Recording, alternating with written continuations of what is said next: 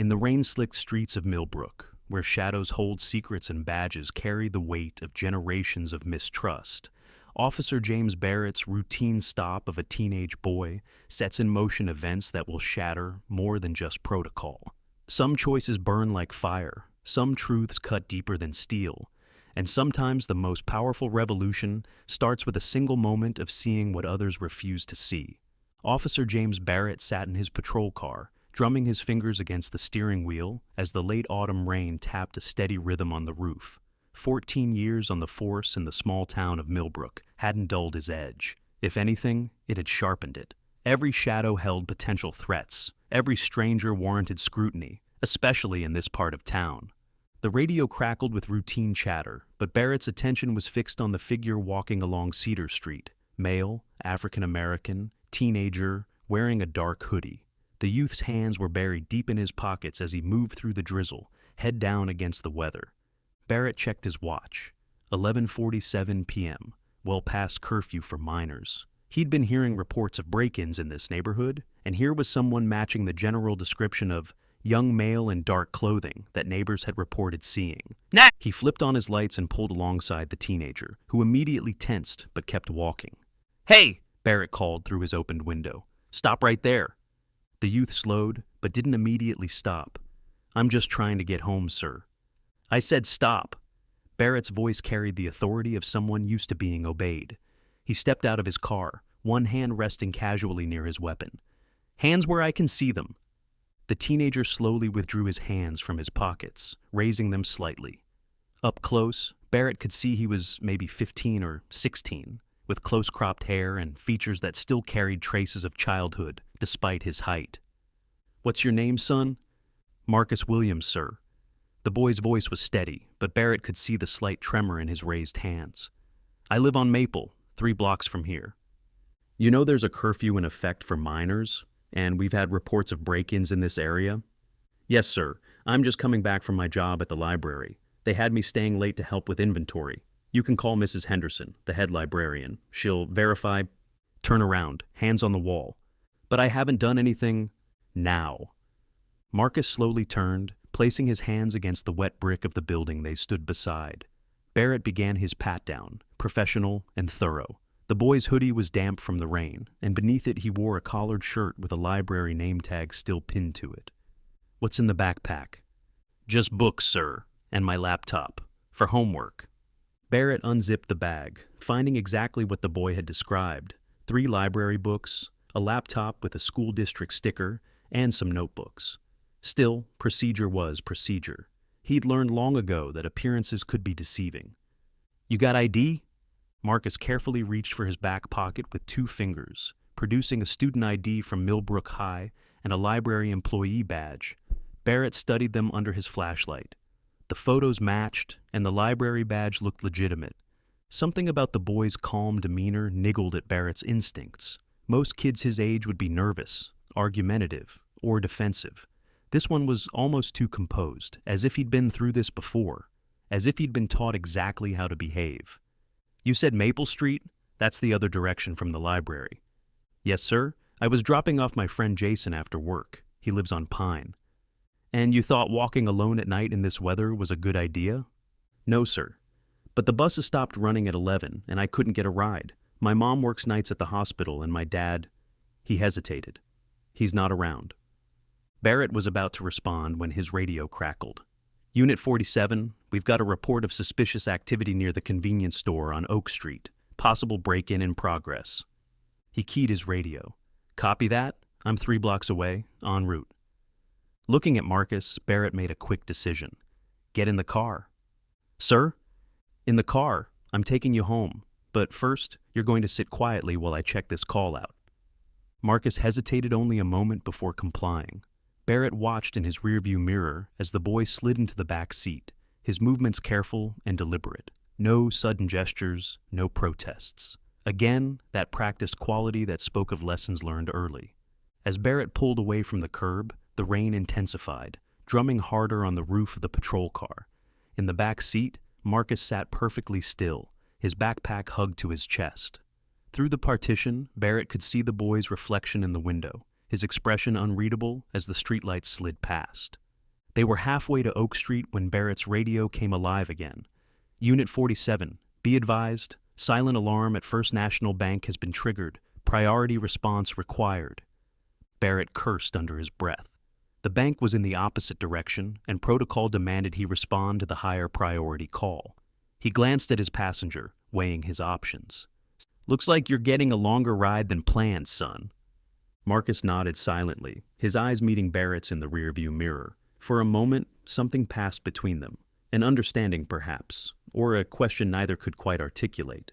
The patrol car's siren cut through the rain as Barrett made a U-turn, heading toward the bank. In the back seat, Marcus remained motionless, his face illuminated by the strobing lights that painted the wet streets in alternating patterns of red and blue. Neither of them could have known then how this rain-soaked encounter would unfold, or how it would challenge everything Barrett thought he knew about his town, his job, and himself. But as they sped through the dark streets of Millbrook, the first threads of their intertwined destinies were already beginning to weave together. The bank loomed ahead, its windows dark against the stormy sky. Barrett radioed his arrival, aware of the silent presence behind him, watching, waiting. This night was far from over, and the real story was just beginning to unfold. Through the rain-streaked windshield, Barrett could see other patrol cars converging on the scene, their lights creating a carnival of colors in the wet darkness. He pulled into position, then turned to his unexpected passenger. "Stay in the car. Don't move. This won't take long." Marcus nodded, his face serious. "Yes, sir." As Barrett stepped out into the rain, his hand on his weapon, he couldn't shake the feeling that this night would change everything. He just didn't know how right he was. The rain continued to fall, washing away certainties with each drop, while in the back of the patrol car, Marcus Williams waited, a witness to whatever would come next. The bank's alarm turned out to be a malfunction, a short in the system caused by the rain. But as Barrett returned to his patrol car, soaked and irritated, a new call crackled over the radio that made him freeze. "All units be advised, armed robbery in progress at Henderson's pharmacy. Suspect is armed and dangerous. Shots fired." Barrett knew that pharmacy. More importantly, he knew its owner, Tom Henderson. And he knew something else. It was the store where Marcus had said Mrs. Henderson, the librarian, was his supervisor. He slid back into the driver's seat, glancing at Marcus in the rearview mirror. The boy's face had gone pale. "That's..." Marcus started. "Mrs. Henderson's husband's store," Barrett finished. "I know." Without another word, he flipped on the siren and sped toward the pharmacy. Protocol said he should drop his civilian passenger off first, but something told him to keep Marcus close. Maybe it was instinct. Maybe it was suspicion. He wasn't sure yet. As they approached the pharmacy, Barrett could see the scene unfolding through the large front windows. Two masked figures were inside, one holding a gun on Tom Henderson, while the other raided the prescription cabinet. "Stay in the car," Barrett ordered Marcus, his voice harsh with tension. "I mean it this time." But as he stepped out, weapon drawn, he heard Marcus's voice, urgent and afraid. "Officer Barrett, Mrs. Henderson. She sometimes works late at the store too, on inventory nights, like tonight." Barrett felt his stomach drop. Through the rain-streaked windows, he could now make out a third figure huddled behind the counter, a woman in a librarian's cardigan. More patrol cars were arriving, their lights painting the wet street in chaos. Barrett could hear his sergeant barking orders through the radio, setting up a perimeter. But all he could think about was the teenage boy in his back seat who might be about to witness something horrific. "All units, hold position," the sergeant's voice crackled. "Negotiator is en route. Estimated time of arrival, 15 minutes. Barrett knew that could be 15 minutes too long. He could see the growing desperation on the robbers' faces, the way the gun hand was shaking. This wasn't a professional job. These were amateurs, which made them even more dangerous. That's when he heard his car door open. "Marcus, don't..." He turned, but the boy was already out, standing in the rain. "I know them," Marcus said quietly, his eyes fixed on the pharmacy windows. "The one with the gun, that's Jason's older brother, Kevin. And the other one, that's my cousin Ray." Barrett stared at the boy, his mind racing. "How can you be sure?" "The way they move, the clothes, and..." Marcus swallowed hard. "Ray lost our rent money shooting dice last week. He said he was going to fix it, make it right somehow. I never thought..." Before Barrett could respond, a shot rang out from inside the pharmacy, followed by the sound of breaking glass. Mrs. Henderson screamed. "Officer Barrett!" Marcus's voice was steady despite the fear in his eyes. "Let me talk to them, please, before this gets worse." "Absolutely not. Get back in the car." "They're scared. They're not killers. Ray's got a 3-year-old daughter, and Kevin, he was trying to get money for community college. They made a bad choice." And Barrett looked at the boy, really looked at him for the first time. In the pulsing emergency lights, Marcus's face showed something beyond fear or shock. It showed understanding, not acceptance of what his family and friends had done, but a deep, pained understanding of how they had gotten there. The radio crackled again. "Suspect is growing agitated. Repeat, suspect is showing signs of escalation." Barrett made a decision that would either end his career or save lives. "Stay behind me," he told Marcus. "And if I tell you to run, you run. Understand?" Marcus nodded solemnly. Together, they moved toward the pharmacy door, Barrett's hand steady on his weapon, but not raised. Through the glass, he could see Kevin's eyes widen with recognition as he spotted Marcus. "This is Officer Barrett," he called out. "I'm coming in with someone who wants to talk. No one needs to get hurt tonight." The rain continued to fall as they stepped through the door, each drop bringing them closer to a moment that would change all their lives forever. But whether that change would end in tragedy or redemption remained to be seen. The fluorescent lights of the pharmacy buzzed overhead, creating harsh shadows that made everyone look ghostly and unreal. Mrs. Henderson was still crouched behind the counter, her eyes wide with recognition, when she saw Marcus. Tom Henderson stood with his hands raised, a trickle of blood running down his temple where Kevin had struck him with the gun. "Ray," Marcus said softly, "put the drugs down. Please." His cousin's hands were shaking as he stuffed prescription bottles into a bag. "You don't understand, Marcus. I had to." "I understand about Lily's medicine," Marcus cut in. "I understand about the rent, but this isn't the way." Kevin's gun hand wavered. "Shut up! Just everyone shut up!" Barrett watched the scene unfold, his weapon still holstered but ready. He could hear more sirens approaching outside, knew that soon the building would be surrounded. Time was running out. The story balanced on a knife's edge, with lives hanging in the balance and decisions that would echo far beyond this rain-soaked night still to come. "You remember what Dad used to say, Ray?" Marcus took a small step forward, his voice steady despite the gun now swinging between him and Barrett. "About how there's always another way?" Ray's hands trembled on the bag of stolen medications. "Your dad ain't here, is he? He got out, left us all behind in this mess." "But I'm here," Marcus said, "and so is Mrs. Henderson, the same Mrs. Henderson who gave me that job when nobody else would, the same one who helps Lily with her reading every Saturday morning." Barrett watched the interaction closely, his trained eye catching the subtle shifts in body language. Kevin's gun hand was dropping slightly, his eyes darting between Marcus and the door. Ray had stopped stuffing bottles into the bag, his shoulders slumping. "Officer Barrett," Marcus said, without taking his eyes off his cousin, "did you know Mrs. Henderson runs a free tutoring program for kids who can't afford after-school help? That's how she knew about Lily's dyslexia. She's been working with her for months." Mrs. Henderson spoke up from behind the counter, her voice shaky but clear. "Ray, honey, if Lily needs medicine, we can help. There are programs." "Programs?" Kevin's voice cracked. "You mean like the scholarship program that waitlisted me, the one that was supposed to be my ticket out?" "Like the program that helped me get my library job," Marcus countered. "The one you never applied for because you thought it was a waste of time. Mrs. Henderson wrote my recommendation letter." Barrett felt the atmosphere in the room shifting. The desperate energy was transforming into something else. Regret, shame, the heavy weight of consequences becoming clear. That's when they heard the bullhorn outside. "This is the police. We have the building surrounded. Come out with your hands up." Kevin panicked, raising the gun again. No, I can't go to jail. I can't." "Son," Barrett spoke for the first time, his voice surprisingly gentle. "Right now, this is still just a robbery. No one's been seriously hurt. But if that gun goes off..." He let the implications hang in the air. "Kevin," Marcus turned to his friend's brother, "remember last summer, when you spent every afternoon teaching those kids at the community center how to play basketball? You said it was the first time you felt like you were making a difference." Tears were streaming down Kevin's face now. "That doesn't matter anymore. None of that matters. It all matters, Barrett found himself saying.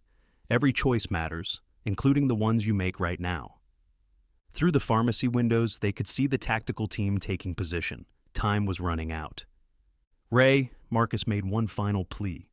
Think about Lily. Think about what she needs most right now. It's not money for medicine. It's her father, at home, not in prison. The bag of prescription bottles slipped from Ray's hands, clattering to the floor. The sound seemed to break something in Kevin, too, and the gun lowered completely. But just as Barrett started to reach for his handcuffs, a new voice cut through the tension. A voice from outside that changed everything. "That's my son in there!" The cry was followed by the sound of a scuffle. "Let me through! Marcus! Marcus!" Barrett saw Marcus's eyes widen. "Mom?" Through the rain-streaked windows, they could see a woman in hospital scrubs fighting against the police line. Her voice carried clearly. "He's supposed to be at the library. What's my boy doing in there?" And that's when Barrett realized this wasn't just about one night, one robbery, one moment of desperation. This was about patterns that repeated across generations, about systems that failed people in different but equally devastating ways, about assumptions and prejudices that had led him to stop a teenage boy walking home from work in the first place. The story wasn't over. In many ways, it was just beginning. Because what happened next would challenge not just Barrett's view of his job, but his understanding of justice itself, of community, of the true meaning of protecting and serving. The rain continued to fall outside, washing away old certainties and bringing new truths to the surface. Inside the pharmacy, 6 lives hung in balance. A police officer, a librarian, a pharmacist, 2 young men who had made desperate choices, and a teenage boy who somehow understood them all. The next few moments would determine not just their fates, but the fate of a community that had been sleepwalking toward this confrontation for years. The real question wasn't just how this night would end, but how tomorrow would begin. Barrett's hand rested on his handcuffs as Marcus's mother's voice continued to ring out in the night.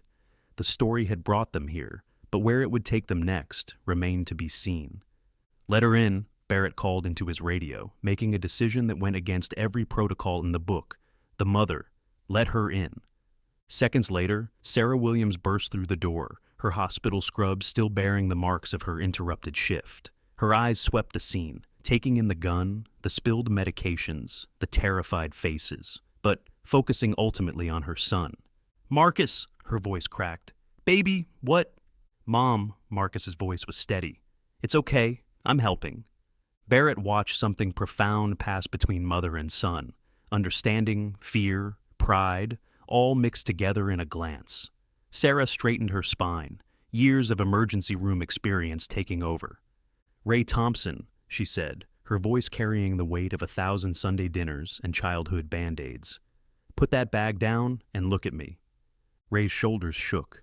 "Aunt Sarah, I know about Lily's medicine. I know about the rent. Why didn't you come to me?" "You work 3 jobs already." Ray's voice was barely a whisper. "Everyone's always saying we need to handle our own problems." "This isn't handling them," she gestured at the scene around them. "This is destroying lives, including yours, including Lily's." Kevin still held the gun, but it was pointing at the floor now. Mrs. Henderson spoke up from behind the counter, her librarian's voice calm and clear.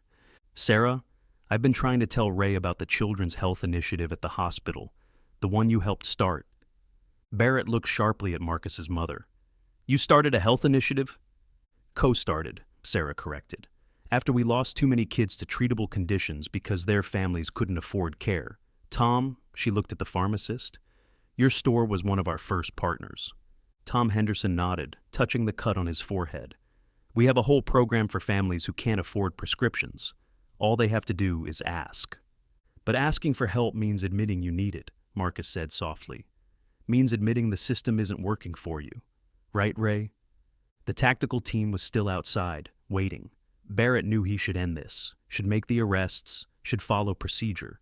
But something was happening here, something important. "Officer Barrett," Sarah turned to him. "I know you're doing your job. I know there have to be consequences. But before you put those handcuffs on, there's something you need to understand about our community." She stepped forward, placing herself between Barrett and the 2 young men. "Every night, I see the results of desperation in the ER. Gunshot wounds, overdoses, preventable illnesses turn critical because people can't afford basic care. And every night, I patch them up and send them back to the same conditions that brought them to me. The law is the law, Barrett said, but his voice lacked conviction. Yes, Sarah agreed, but justice is something else entirely. These boys made a terrible choice tonight, but the choices that led them here, those were made long before they picked up that gun. Kevin finally spoke, his voice small. I just wanted to go to college, to be something more than what everyone expects me to be. And you can, Mrs. Henderson said.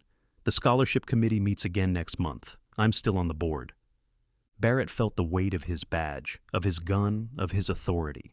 But he also felt the weight of something else, the responsibility to do more than just enforce the law, to help build the kind of community that wouldn't lead young men to such desperate choices. Outside, the rain had finally stopped. The tactical team was still waiting for his signal. In his pocket, his phone buzzed with messages from his sergeant, demanding an update. But before he could make his final decision, before he could determine how this night would end, something unexpected happened that would change everything once again. The pharmacy door chimed, and a small figure darted past the police line. 3-year-old Lily, Ray's daughter, her braids bouncing as she ran straight to her father. "Daddy, Grandma said you were in trouble." The gun clattered from Kevin's hand as Ray dropped to his knees, catching his daughter in his arms. And in that moment, Barrett saw something that would haunt him far longer than any crime scene. The look of a father realizing exactly what he had almost lost. The story was reaching its crescendo, but the true meaning of justice was still unfolding. What happened next would determine not just the fate of these individuals, but perhaps the future of Millbrook itself. Barrett moved quickly, kicking the gun away and securing it while everyone stood frozen in the tableau created by Lily's entrance. The little girl clung to her father, oblivious to the gravity of the situation around her. "Ray," Barrett said quietly, "I need you to do something very important right now. I need you to tell your daughter to go to her grandmother outside. Can you do that?" Ray nodded, his face wet with tears. "Lilybug, go to Grandma, okay? Daddy has to talk to the police officer."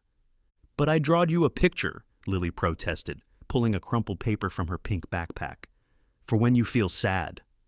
The crayon drawing showed 3 stick figures, a tall one labeled Daddy, a small one with pigtails, and a figure in what looked like a nurse's uniform labeled Aunt Sarah, sick. They were all holding hands under a rainbow. Barrett felt something shift in his chest as he watched Ray stare at the drawing, his whole body trembling. This wasn't just another crime scene anymore. This wasn't just another arrest. Mrs. Henderson spoke up from behind the counter. "Officer Barrett, before you make any decisions, there's something else you should know." She pulled out a thick folder from under the register. "This is our Community Assistance Program documentation. Every month, we help dozens of families get the medications they need. But last week, our main funding partner pulled out. These forms here, they're all applications we had to reject, including one from Ray Thompson." Sarah Williams stepped forward. "That's why I've been working extra shifts at the hospital. We've been trying to fill the gap, but the system's broken," Marcus finished. "And sometimes people break with it." Barrett looked around the pharmacy, seeing it with new eyes. The security cameras that had captured everything, the scattered pills on the floor, the gun he'd secured, all evidence of a crime, yes, but also evidence of a deeper failure. Kevin spoke up, his voice steadier now. "I'll take full responsibility, sir. It was my idea. I brought the gun. Ray he was desperate about Lily's medicine. I convinced him this was the only way." "No," Ray straightened up, gently pushing Lily toward her grandmother, who had appeared at the door. "We both made this choice. We both have to face it." Barrett felt the weight of his next decision like a physical thing. Outside, the tactical team was still waiting. His sergeant would be expecting arrests. The security footage would show a clear armed robbery attempt. But then Marcus stepped forward one last time. "Officer Barrett, remember when you stopped me tonight? You thought I looked suspicious just walking home.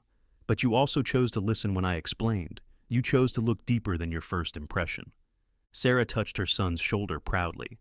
"My boy's right. Choices go both ways, even for police officers." Barrett keyed his radio. "This is Officer Barrett. Situation is under control. Suspects are cooperating. He took a deep breath. I need the community intervention team and someone from the hospital's social services department. The next few hours were a blur of activity. The tactical team was stood down, statements were taken, forms were filled out. But instead of being processed downtown, Ray and Kevin found themselves sitting in the pharmacy's break room with social workers, healthcare advocates, and education counselors. Tom Henderson, despite his injury, declined to press charges on one condition: that both young men would enter the pharmacy's new community service program, working to help other families navigate the healthcare system. Mrs. Henderson was already drawing up plans to revive the scholarship committee with a new focus on local students, while Sarah called in favors at the hospital to fast-track Lily's medical assistance application. But it was Marcus who truly bridged the gap between law enforcement and community that night. As Barrett watched him explain to other officers how he'd recognized the signs of desperation in his cousin and friend, how he'd known their history and their potential for both good and bad choices, something fundamental shifted in the veteran cop's perspective. The night wasn't over yet, though. There were still reports to file, procedures to follow, and most importantly, changes to implement. Because what had started as a routine stop of a teenager walking home had become something much more significant, a catalyst for transformation in a community that desperately needed it. Barrett looked at his watch, realizing his shift had ended hours ago. But as he watched Marcus hugging his cousin, Sarah organizing emergency prescriptions with Tom Henderson, and Mrs. Henderson already sketching out plans for a community advisory board, he knew the real work was just beginning. The story was reaching its climax, but the true impact of this night's events was still unfolding. Millbrook would never be quite the same, and neither would Officer James Barrett. 3 months later, Barrett sat in his patrol car outside Millbrook High School, watching students stream out of the building. His eyes found Marcus easily among them, now wearing a peer counselor badge alongside his library ID. The changes in Millbrook had started small, but were gaining momentum. The pharmacy incident, as it came to be known, had forced the town to confront some uncomfortable truths about its social services, law enforcement practices, and community divisions. Ray was now working full-time at Henderson's pharmacy, not behind the counter, but as a community healthcare navigator, helping other families avoid the desperation that had driven him to crime. Lily's medical care was fully covered through a new program that Sarah Williams had helped establish, combining hospital resources with local business support. Kevin had started community college thanks to a restructured scholarship program that Mrs. Henderson had championed. He spent his weekends mentoring younger kids, turning his experience into a cautionary tale with a hopeful ending. Barrett watched as Marcus approached his patrol car, no fear in his stride now. "Officer Barrett," he nodded through the window. "Marcus," Barrett rolled down his window. "How's the new program going?" "We've got 15 kids signed up for peer counseling now," Marcus replied. "And the police department's youth engagement initiative starts next week. Will you be there?" Barrett nodded. After that night, he'd made some choices of his own. He'd requested reassignment to community outreach, started taking courses in social work, and begun working with Sarah Williams to bridge the gap between law enforcement and healthcare services. "Your cousin Ray spoke at the academy yesterday," Barrett said. "Made quite an impression on the new recruits." Marcus smiled. "He's good at that now, telling his story, helping others see different perspectives." He paused. "Kinda like what you did that night." Barrett thought back to his decision in the pharmacy. It had raised eyebrows in the department, caused some old guard officers to question his judgment, but it had also sparked a conversation about discretionary power and community-oriented policing that was long overdue. "Chief Johnson wants to expand the program," Barrett said. "Use Millbrook as a model for other departments. They're calling it the Second Look Initiative." "Because sometimes the first look isn't the whole story," Marcus asked with a knowing smile. "Something like that," Barrett agreed. "By the way, your mother's presentation to the police commission last week, that data about health crises and crime prevention, it's changing minds." Sarah Williams had become a force in the community, turning her experience as both a medical professional and a mother into a powerful advocacy tool. She'd helped establish a task force that brought together law enforcement, healthcare providers, educators, and community members to address the root causes of crime. "She's thinking about running for city council," Marcus confided. "Mrs. Henderson is helping with the campaign." Barrett couldn't help but smile at how interconnected everything had become. the librarian who gave a boy a chance, the pharmacist who chose compassion over vengeance, the nurse who turned personal concern into systemic change. They were all part of a larger story now. Oh, Marcus reached into his backpack. I almost forgot. We're having a community forum next Thursday. The topic is breaking the cycle from confrontation to conversation. We'd like you to speak. Barrett took the flyer, noting that Ray and Kevin's names were also on the speaker list. You know, some of the old-timers in the department still think I was wrong, that I should have made the arrests that night, let the system handle it. And what do you think? Marcus asked. Barrett watched another patrol car drive by, the officer inside waving to a group of teenagers who waved back without hesitation. I think sometimes the system needs to learn from the people it's supposed to serve. The conversation wasn't over, but a call came through on Barrett's radio. A domestic disturbance needed attention. As he prepared to respond, he noticed something different about how he approached the call. Instead of seeing just a potential crime scene, he found himself thinking about the whole picture, the people involved, their circumstances, the community resources that might help. Stay safe, Marcus, he said, starting his engine. You too, Officer Barrett. Marcus adjusted his peer counselor badge. See you at the forum? Barrett nodded, pulling away from the curb. In his rearview mirror, he could see Marcus joining a group of other peer counselors, their animated discussion suggesting they were planning something new, something hopeful. The story of that rainy night had become more than just a cautionary tale or a lucky break. It had become a blueprint for change, a reminder that sometimes the most important police work happened when an officer chose to see beyond the surface, to look past the first impression, to understand that every interaction was an opportunity to either reinforce old barriers or build new bridges. 6 months after the pharmacy incident, Barrett stood before the State Police Commission, his dress uniform pressed and spotless, preparing to present Millbrook's new community policing model. In the audience, he could see familiar faces: Sarah Williams, now a city council member, Mrs. Henderson, Ray with little Lily on his lap, and Marcus, who had become something of a local legend among both teens and law enforcement. It started with a routine stop, Barrett began, his voice carrying through the silent auditorium. The kind of stop many of us have made hundreds of times, a young man walking alone at night in what we designated a high-risk area. He paused, letting that sink in. But what I didn't know then was that stop would expose not just the flaws in our system, but the potential for real change. The presentation included hard data. Crime rates down 30% in areas where the new community engagement programs were active. Emergency room visits for preventable conditions reduced by half. School attendance up. And, most significantly, a 70% reduction in confrontational encounters between police and young people of color. But it was the personal stories that held the audience's attention. Barrett shared how the pharmacy incident had led to the creation of the Healthcare Law Enforcement Partnership, HLEP, a program that placed social workers and healthcare navigators in patrol cars during certain shifts. The program had transformed potentially volatile situations into opportunities for intervention and support. Last week, Barrett continued, I responded to a call about a young man acting suspiciously outside a convenience store. 6 months ago, that would have been a stop-and-frisk situation. Instead, our HLEP partner recognized signs of diabetic distress. That young man left in an ambulance instead of a patrol car. In the audience, Sarah Williams nodded. She had helped design the training that taught officers to recognize medical emergencies that might present as criminal behavior.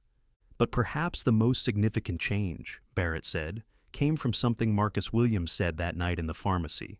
He said that sometimes people break when the system breaks them first. He clicked to the next slide, showing the new Millbrook Community Resource Center, housed in what had once been an abandoned police substation. The center offered everything from healthcare navigation to job training, educational support to mental health services. More importantly, it was staffed by people like Ray and Kevin, who could speak from experience about the thin line between desperation and decisions that could alter lives forever. We're not just changing how we police, Barrett explained. We're changing what it means to protect and serve, because sometimes protection means prevention, and service means understanding. After the presentation, during the question and answer session, a veteran officer from another district stood up. This all sounds nice, he said skeptically. But aren't you just going soft on crime? Aren't you worried about sending the wrong message? Before Barrett could respond, Marcus stood up from his seat. Officer Barrett, may I address this? Barrett nodded, stepping aside to let Marcus approach the podium. The teenager who had once raised his hands against a brick wall in the rain now stood confidently before a room full of law enforcement officials. 3 days ago, Marcus began, my cousin Ray helped stop a robbery, not with a gun or a badge, but with a conversation. He recognized the same desperation in that young man that he'd felt himself. Instead of that night ending in arrests or worse, it ended with another person getting help they needed.